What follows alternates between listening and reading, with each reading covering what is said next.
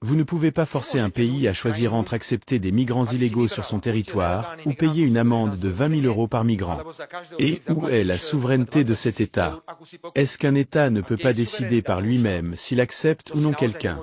Un État ne peut-il pas aussi décider, par exemple, s'il veut aider des pays du tiers-monde, qui sont les principales sources de migrants? Ce n'est pas une bonne approche. Par conséquent, si nous voulons parler de l'amélioration du fonctionnement de l'Union européenne, oublions l'idée de supprimer le droit de veto. La suppression du droit de veto serait le début de la fin de l'Union européenne. Il n'est pas acceptable que les petits pays, ou les pays plus petits, ou une minorité ayant un avis différent, soient contraints en tant que pays souverain de faire quelque chose qu'ils désapprouvent. L'unanimité dans 3 domaines, la sécurité, la politique étrangère et le budget, doit être maintenue.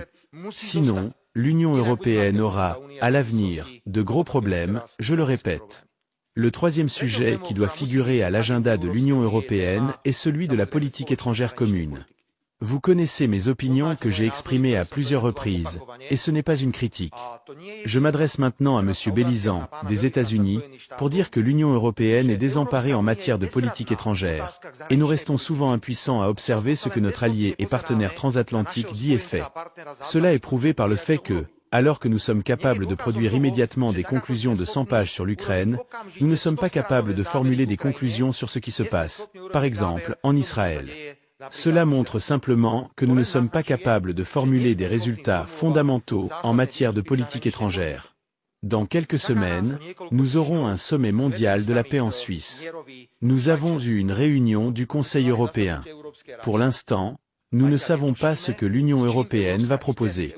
C'est la première fois que Monsieur le secrétaire d'État m'a informé qu'il y avait une déclaration générale qui serait préparée comme base pour la position de l'Union européenne. Mais cela reste insuffisant. Nous représentons 500 millions d'habitants. Nous faisons semblant d'être les meilleurs et les plus sages du monde. Et nous ne sommes pas capables de proposer une initiative de paix pour l'Ukraine. Nous ne sommes pas capables de proposer une initiative de paix.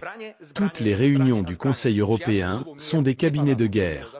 Des armes, des armes, des armes et des armes.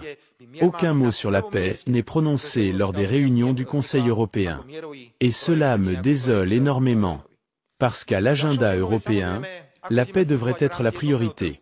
L'Union européenne a été créée comme un projet de paix, et non comme un projet de guerre. Un autre sujet est de savoir comment nous allons fonctionner au sein du marché unique. Je salue fortement ce que la Commission a fait en demandant à l'ancien Premier ministre italien, Enrico Letta, de préparer un rapport sur le fonctionnement du marché unique.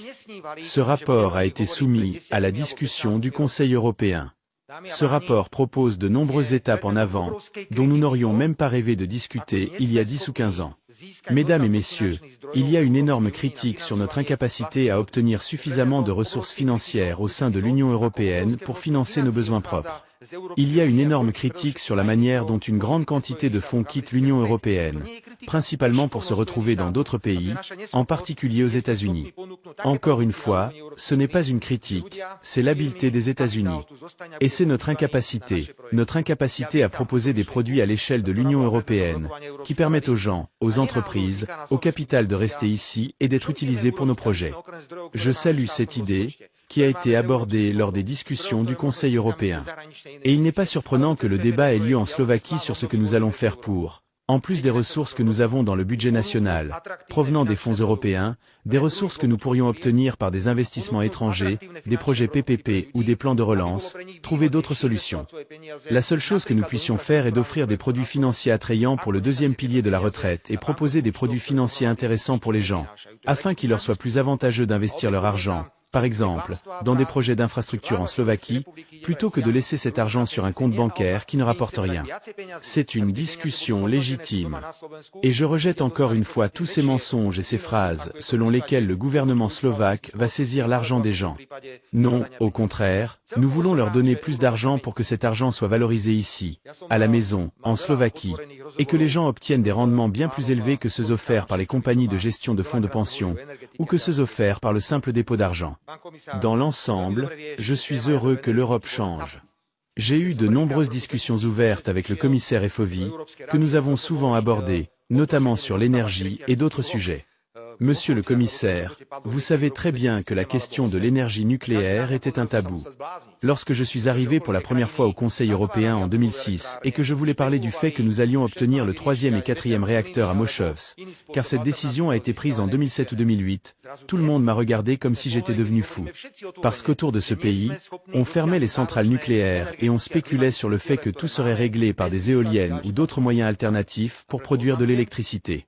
Aujourd'hui, soudainement, nous en sommes à un point où nous parlons tous ouvertement que nous ne serons pas capables d'atteindre les objectifs énergétiques et climatiques ambitieux que nous avons sans la construction de nouvelles centrales nucléaires.